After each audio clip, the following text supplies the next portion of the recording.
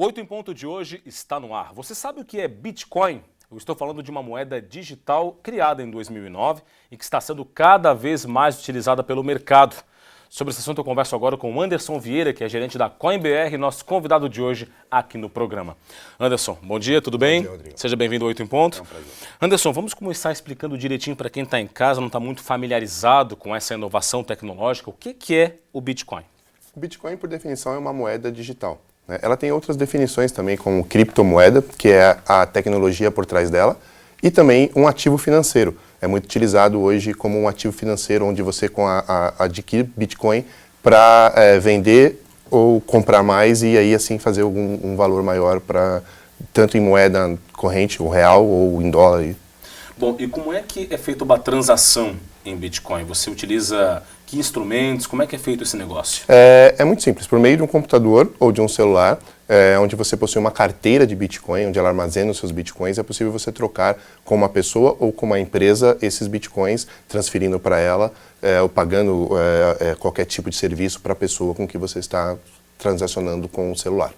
Ou também pode ser feito no computador? No computador também é bem possível. Tem empresas que aceitam no e-commerce, por exemplo, o Bitcoin, onde você tem a sua carteira no seu computador, que você pode efetuar o pagamento daquilo que você está comprando dentro dessa carteira, dentro do computador. Quando a gente fala de moeda, a gente está falando de uma situação que é muito regulada pelos governos, não é? A gente tem o real, por exemplo, que o governo brasileiro administra, a moeda, no caso do governo norte-americano tem o Federal Reserve, Banco Central, enfim. Perfeito. O Bitcoin não tem isso, né? Uma moeda que não é muito sujeita às regulações dos governos, é isso? Exato. O Bitcoin ele tira o poder do governo ou de um banco sobre aquela moeda, né? Então ele é como você fosse o seu próprio banco, né? A rede Bitcoin ela não tem dono. Todas as pessoas que estão ligadas à rede, que possuem um computador minerando, que é a palavra para que os computadores que estão emprestando poder computacional para a rede, fazem parte daquela rede e administram essa rede.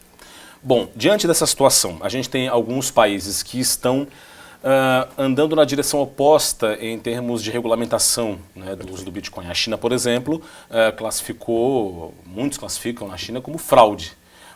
Não é bem por aí, a gente não está falando de uma fraude, né? Não. O Bitcoin hoje é uma realidade.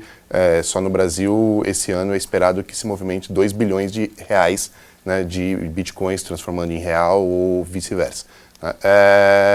A regulamentação vem para dar um ponto, um alento às pessoas que estão usando o Bitcoin. Hoje elas são meio que marginalizadas por bancos, a gente não consegue abrir conta em banco, ou o banco fecha a nossa conta de empresa até que trabalham com Bitcoin, e o Brasil precisa se posicionar em relação a isso, dizer o que é o Bitcoin para o Brasil. É um commodity? É uma propriedade ou é uma moeda? Então como é que vai ser tratada, né? A China, ela indicou como uma moeda digital e trata isso como dessa forma.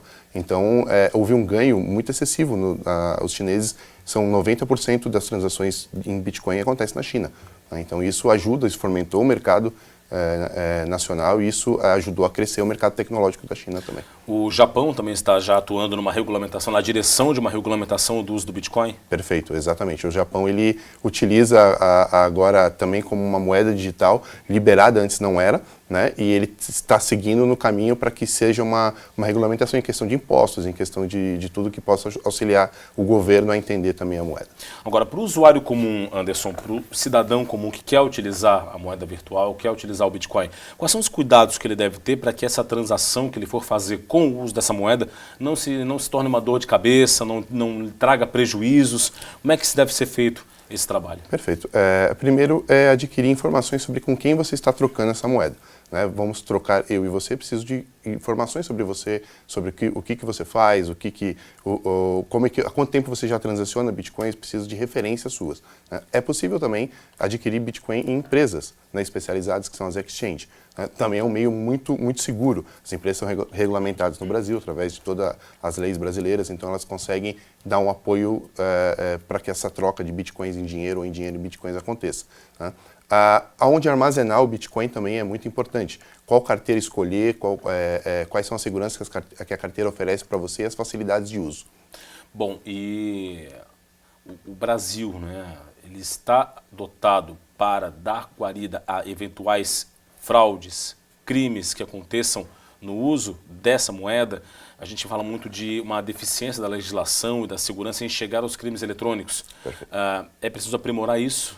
É preciso, e por isso que precisa haver uma direção de regulamentação ou até mesmo de informação às pessoas como atuar nisso, né? Hoje o Brasil, ele, como qualquer outro país que aceita transações de Bitcoin, ele é um pouco perdido ainda de crimes e fraudes, né?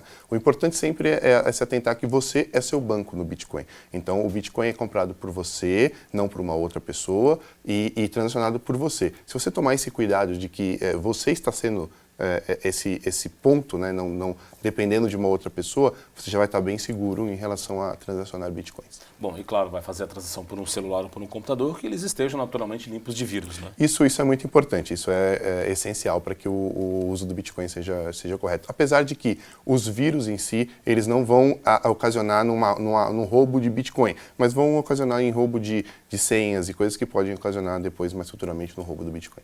Tá certo. O Anderson Vieira, gerente da CoinBR, empresa que atua também no mercado de Bitcoins. Muito obrigado pela participação aqui no 8 em Ponto. E a gente vai continuar acompanhando aí o progresso do uso do Bitcoin aqui na economia brasileira. Muito obrigado. Muito obrigado.